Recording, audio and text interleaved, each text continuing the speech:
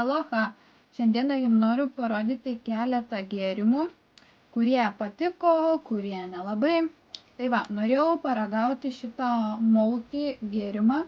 Jau senai mačiau, kaip reklamavo jį, man atrodo, Rolandas Mackevičius. Tai galvoju, pabandysiu paragauti. Ėmiau arbūzų skonį, galvoju, bus labiau gal kažkas kaip vasarai, vaisiai. Buvo dar ir citrinų skonis, bet, žodžiu, nei man, nei mamai nepatiko, broliui tai patiko.